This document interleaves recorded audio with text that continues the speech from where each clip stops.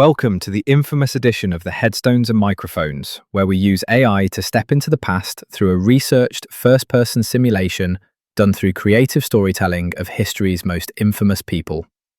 Now, let's meet our guest. Welcome to the podcast.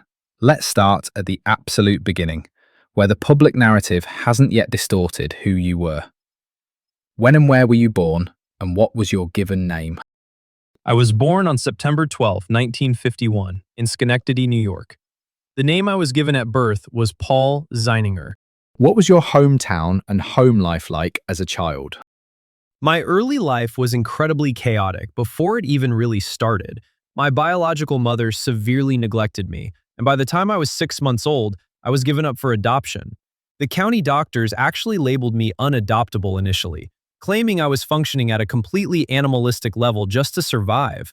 But when I was about 13 months old, a nurse named Norma Stano and her husband Eugene adopted me. We lived in New York for a while before moving down to Norristown, Pennsylvania, and eventually to Ormond Beach, Florida. My adoptive mother was a social worker, and my father was a corporate manager, so they tried to provide a stable home, but I brought a lot of internal issues into that household. Was there a story behind your name, or a nickname that stuck with you? The name change was simply a fresh start when my adoptive parents brought me into their lives. They legally changed my name from Paul Zeininger to Gerald Eugene Stano. As far as nicknames go, the media later tagged me with labels like the Ormond Beach Killer once everything came to light. But growing up, I was mostly just the kid people targeted or ignored. What were you like as a child, and how many years of schooling did you actually attend? I was a difficult child, to say the least. I was a chronic bedwetter well into my youth, a compulsive liar, and I had a terrible time relating to other kids. I ended up being a prime target for bullies, and girls made fun of me constantly. Academically, I struggled severely. I failed repeatedly and had to repeat at least 3 grade levels, which meant I didn't graduate from high school until I was 21 years old. The only subject I ever excelled at was music. Otherwise, my report cards were nothing but C's and D's. What's a decision that changed everything for you, but felt small at the time? When I was in high school, I desperately wanted to avoid being seen as a complete failure, especially in sports. I started stealing money from my father's wallet and using it to literally pay members of the track and field team to run slower and finish behind me so I could win.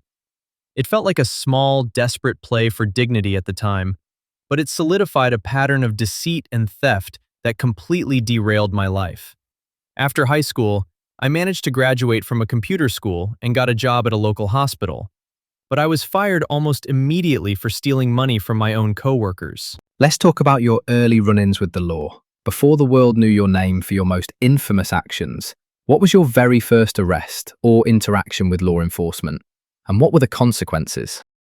My first official interactions with law enforcement happened when I was around 14 years old.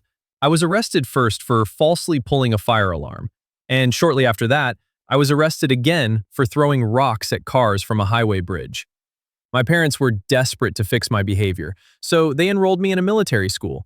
But it didn't work. I just kept stealing from my peers. At what moment did you realize your name would never be forgotten? It really hit home in the early 1980s. After my arrest, the sheer volume of cases being tied to me created a massive media frenzy. Investigators were finding skeletal remains in wooded areas along Interstate 95 and near Daytona Beach, matching them to stories I was telling them.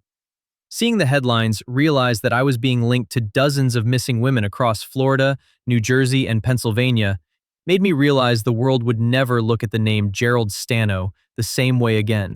Did fame make you more dangerous? Or did it simply expose who you already were? The notoriety didn't make me more dangerous because my actions were already done in the dark, long before the public found out.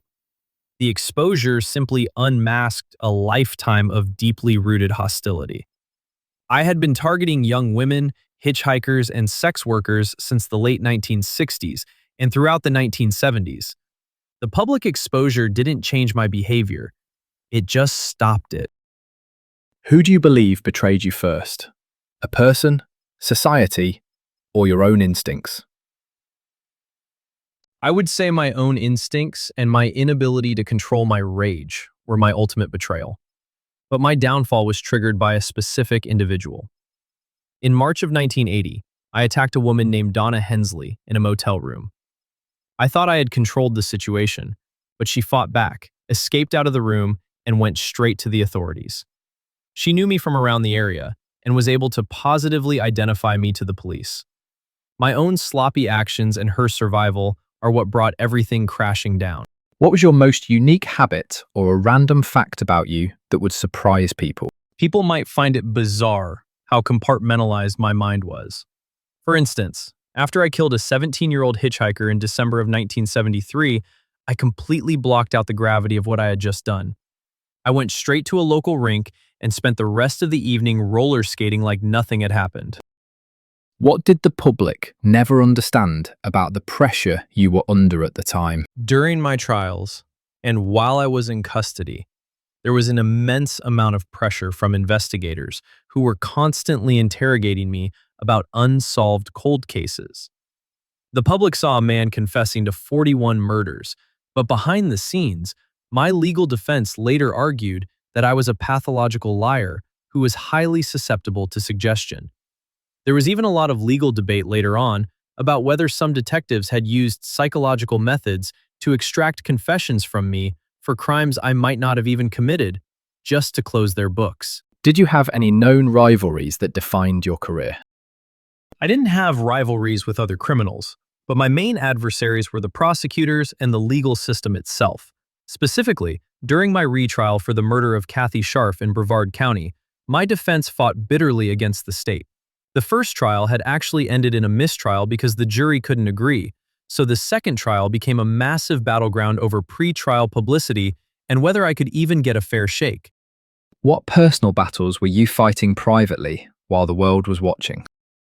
Privately, I was fighting my own defense team's strategy and the overwhelming weight of my own statements. While the prosecutors were using my confessions to secure death warrants, my attorneys were desperately launching appeals, claiming that the state was suppressing evidence and that my confessions were coerced or fabricated because of my psychological state. What truth was hardest to escape when you were alone at night? The hardest truth was facing the sheer number of lives that were permanently ended because of my actions. Whether the final count was the 23 murders the courts officially confirmed or the 41 I confessed to, knowing that I was sitting in a cell facing the electric chair because I couldn't handle rejection or control my inner malice was an unavoidable reality every single night. When the law finally closed in, how exactly were you brought to justice? Walk me through the final arrest, the charges that ultimately stuck, and the legal outcome of your trials. The law closed in on April 1st, 1980, when police brought me in for questioning regarding the assault on Donna Hensley. During that interrogation, I didn't just admit to attacking her. I started confessing to unsolved homicides, beginning with Mary Carol Mayer. Ultimately, the legal system secured 9 convictions for first-degree murder. I was handed 8 life sentences alongside a death sentence. My appeals went all the way to the Florida Supreme Court and the United States Supreme Court, but they were denied. What's the craziest rumor ever told about you? And what part of your story has been exaggerated the most? The wildest exaggeration is the speculation surrounding my actual body count. While I was formally convicted of 9 murders and confessed to 41, some law enforcement circles and media reports speculated that the number of victims was closer to 88. Because I was known to compulsively lie to investigators, the true extent of my crimes became heavily sensationalized, making it hard to separate factual evidence from myth. What is the biggest misconception people have about your life? The biggest misconception is that I was some kind of criminal mastermind who easily evaded the law for a decade. In reality, I was deeply insecure, struggled to hold down basic short-order cook jobs due to tardiness and petty theft, and my evasion of the law was due more to the transient nature of my victims rather than any brilliant planning on my part. When, where, and how did you pass away? I passed away on March 23, 1998 at the Florida State Prison. My death was an execution by electrocution in the state's electric chair. Was your downfall caused more by your own flaws or by the world changing around you? My downfall was entirely caused by my own horrific flaws. The world didn't force me to assault and murder young women. My deep-seated anger, misogyny, and complete lack of empathy are what truly destroyed my life and the lives of so many others. What past regrets did you carry with you to the end? If you could erase one decision from your life, would you? Or was it necessary to become who you were? On the morning of my execution, I didn't offer a formal, recorded, final statement to the witnesses. I just stared straight ahead as I was strapped into the chair and gave a small smile toward my attorney. But looking back at the trajectory of my life, if I could erase the choice to give in to those violent impulses, I absolutely would.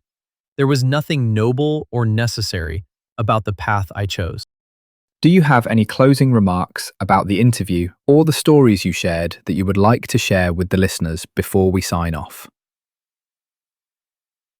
Just that, looking back from the end of it all, a life built on lies, theft, and violence leaves absolutely nothing behind but ruin.